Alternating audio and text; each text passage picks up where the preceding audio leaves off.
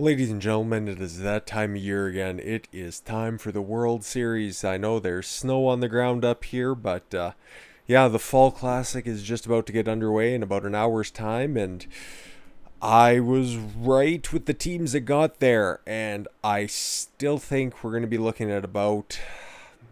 I think the Dodgers are going to beat the Rays in five, mostly because my logic in my previous video was on the American League side, you had a very, very sneaky team, a very, very well managed team, and you can get through that. There's a certain portion of a regular season, a 162 game season, where you can use smoke and mirrors and trickery in order to get to the top of the pile for a little while.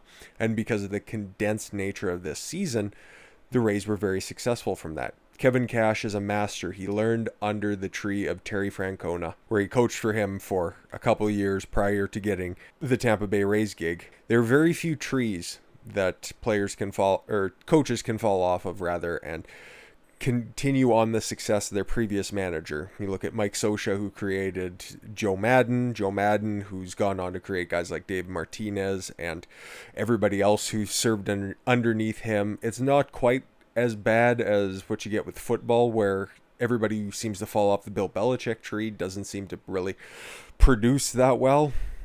And then over on the National League side, what you have with the Dodgers here is just a team that, like I said in the previous video, could just absolutely out-talent the competition, and that's exactly what they did. They finished with the best record in all of baseball, and even though it was tough getting past the Braves here, I don't see them having any significant difficulty with getting past the Tampa Bay Rays, and that's why I think it's just going to go five. And it sucks because it's going to be a tainted victory for the Dodgers, who haven't won the World Series since '88, and I think that they can still come back next year and fucking give her a good run for the money, because you know what, Mookie Betts is going to be hanging around for 10 years, and their entire fucking lineup, and you know what, we'll just dive right into it. They are young as fuck, and they're going to be around for a long time because the Dodgers have deep pockets and the best farm system in all of baseball. The way that they produce talent is fucking second to none.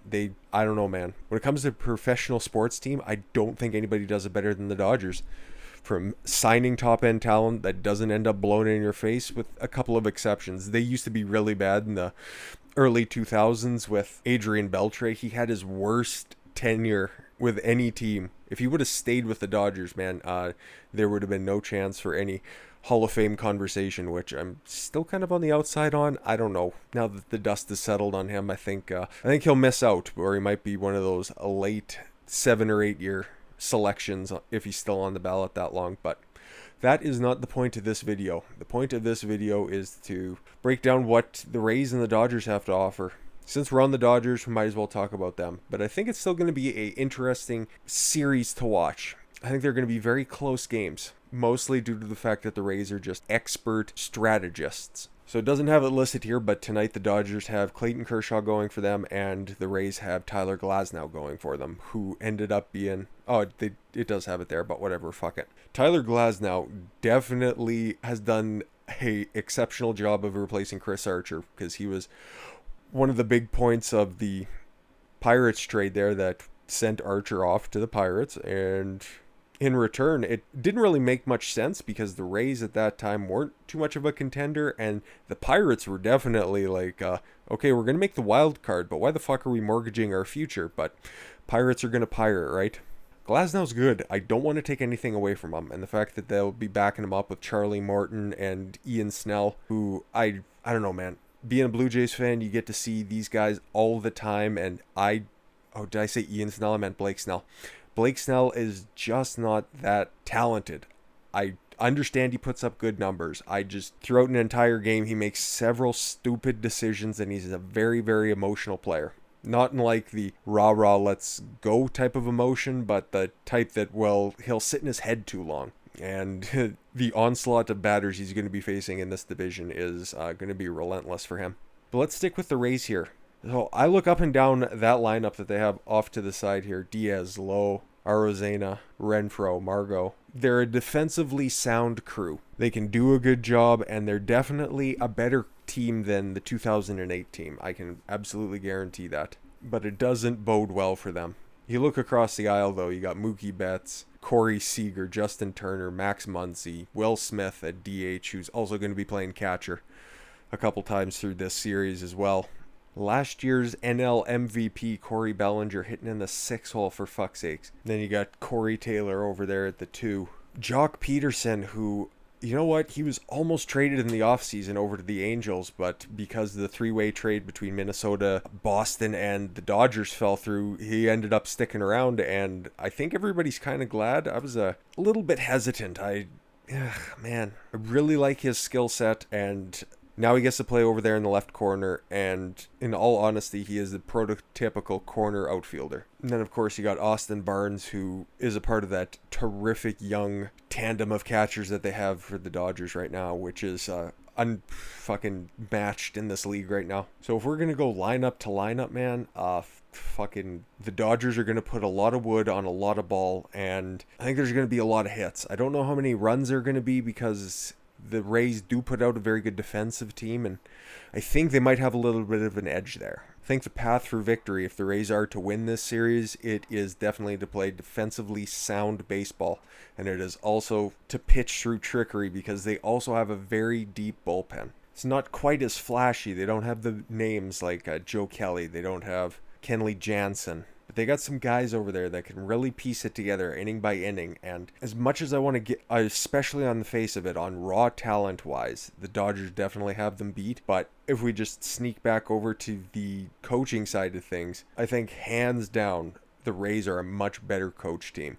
I don't trust Dave Roberts. Basically, the Dodgers have been at this point. They've been to the NL Championship Series or the World Series now for the better part of the past decade, and now they're kicking off this decade in the World Series. And I just don't trust Dave Roberts to make the right decisions. He's always come down to making the game-deciding decisions by either a quick hook or putting in the wrong pitcher at the wrong time, or just being persistent with sending out the exact same lineup over and over again. If it comes down to those kind of micromanage situations, you've got to give it to Kevin Cash on that because, like I said, a lot of trickery over there, a lot of knowing the best place that you can put your talent in. And Dave Roberts is being very successful by the fact that he's just letting the guys play.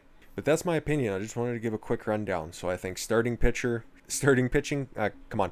You've got to give it to the Dodgers. You've absolutely got to give it to the Dodgers because game one, we got Clayton Kershaw, the fucking NL MVP. How many Cy Young awards? Exactly. Walker Buehler, the dude is the heir apparent for Clayton Kershaw. Dustin May's not that bad, and Tony Gonsolin, he had a rough outing in game 2 of the championship series, but he's also not a fucking slouch himself. And then on the Rays side, like I said, you got Glasnow going tonight, Morton, Snell, and Ryan Yarborough, but yep, NL MVP, Cy Young Award winners, and the Rays. You gotta go with the Dodgers on that one. And then in the bullpen, as much as I was saying it was crafty for the Rays, they can really, kind of piece everything together. But on the other side, yeah, Kenley Jansen, Joe Kelly, Julio Urias, who gets a big shout out for that Game 6 performance.